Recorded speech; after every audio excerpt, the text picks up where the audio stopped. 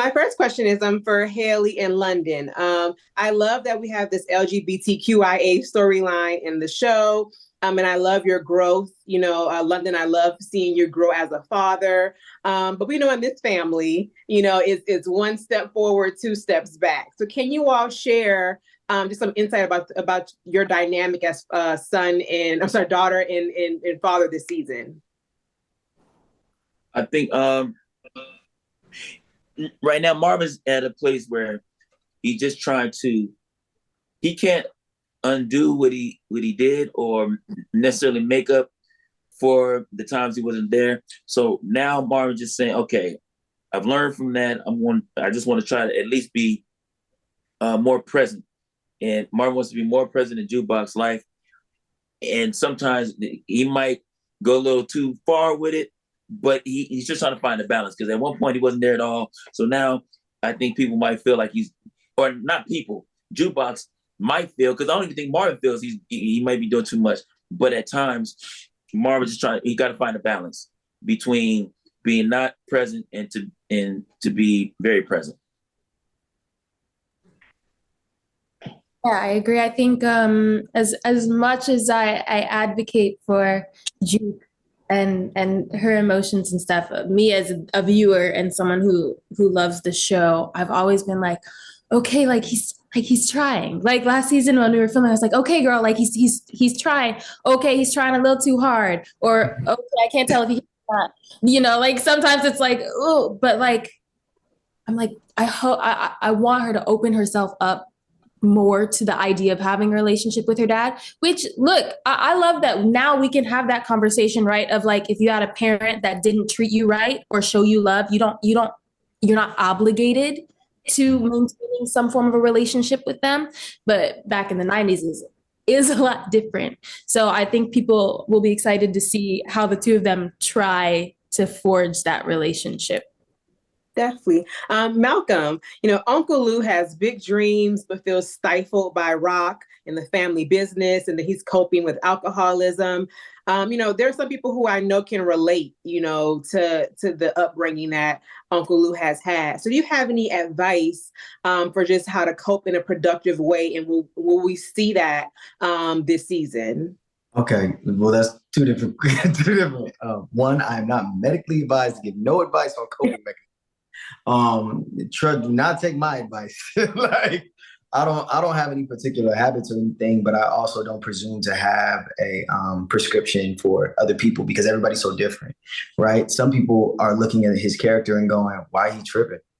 Some people are going, why he didn't trip earlier? Some people are like, y'all lucky he's still around here, because he could have just, And so I don't want to ill advise, but what I will say is, as far as his character goes, I have a lot of empathy for him. I have a lot of, and I hope people have empathy for him. And I hope that my performance can invoke people having empathy for people who deal with trauma-based addictions or trauma-based vices. Because that's tough, man. We all know somebody like that. Like you said, we all know somebody. We've all been somebody, even if it wasn't alcohol or drugs. Maybe it was food. Maybe it was a person. Maybe it was your circumstance. Maybe it was your parent. We all abuse certain substances. So I just hope that whatever humanity I can bring to the role helps people just kind of feel more for those people, Excellent answer. Okay. So this family, and this is for anyone who wants to take it, this family has come up against so many adversaries, from Unique, the police, the Italians, the FBI, and now Ronnie. We know Rock isn't always truthful, so there are some things that your characters may not know about Ronnie. So outside of that, what makes him harder to beat? I feel like I'm playing like Super Mario watching the show. It's like always another boss, So what makes Ronnie hard?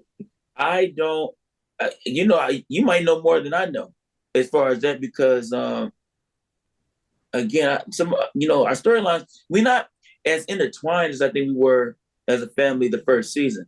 So I don't know if I even know about that storyline. They might know better than me. Well, Ronnie was played by a brilliant actor who is. Wait, is that Nuke's brother? Yeah. Yeah. Yeah, he's good. I wish I had his number. I need to give him a ring. But go No, ahead. he's good. No, he's a good actor. He's like, I've lost many a stage role to that man. So I think it's in good hands, and I think we're lucky to have him. But as a fan of the show, like Hailey said, sometimes I watch as a fan. I'm just watching the show and enjoying it. I'm very excited to see him cause havoc and someone give unique problems for once, because I'm about tired of that boy causing us some traumas every few freaking episodes. So yeah, I think it'll be exciting and fun to watch him do what he do. But we have no idea his characters. We are not, at least me in London, do not associate. Do you, Haley? Let me tell you, I'll give you a little insider thing. Duke is not scared of that man at all. Like, I see you. Yeah. That's cool. I think it's funny because it's gonna be one of the first times you see her just look at somebody and be like, "Okay, Anne, next." Right. Because he's terrifying. He's terrifying. Yeah. But and lastly, I interviewed Sagay White, the lead costume designer, and I feel like I love the wardrobe of the '90s, of everything that you all wear. Can you all just share your experience in working with her in crafting your character's wardrobe? I'd say Frank left the mantle in such a good person's hands. Frank set the standard. Sagay took it to the next, level and maintained the standard. So yeah, she deserves all her flowers. Yeah, I like the fact that her and Carmia and her the wardrobe team, they've always been pretty. I even like just the attitude personally. It's not like they. Sometimes you get on the show and there's like they don't give you any wiggle room to maybe suggest, say, hey, I don't think this really quite feels right, or that's. But they seem to be really cool and open to, to the flow, and I like the consistency of it. I've done some shows where they put the characters and stuff. I said, man, that don't even go, but everyone's locked in and then everyone's really nice. So I appreciate just, those simple things make me want to put on whatever she say put on. So I appreciate them as a team. Yeah. And Hailey, any thoughts on Sagay's styling for Juke? Yeah, I mean, one, that's high praise because London is the fashion guy. London's like the outfit. He's always got a fit going. That's high praise. Yeah, I think it's been, my favorite part was like when we were in the early fitting stages of season 1, even season 2, getting low life knowledge and learning about all of that was so fun. And I just like her. She's just a really nice human. And she's creative, and it's been cool to see. We've even had moments, I don't want to give too much away, where like we've walked on set in an outfit and you just hear a little bit of commotion behind Video Village. And all of a sudden it's like, we're going to put you in a different outfit. And like in 2 minutes, it's like head to toe, full costume change, but it looks good. Like it's like, no. So I was like, all right. Yeah. So, very skilled. Very, very skilled. Yeah, love it. Dope. Well, thank you all so much for your time. Congrats on season 3 and season 4. Have a great day. Thank you. Thank you, love.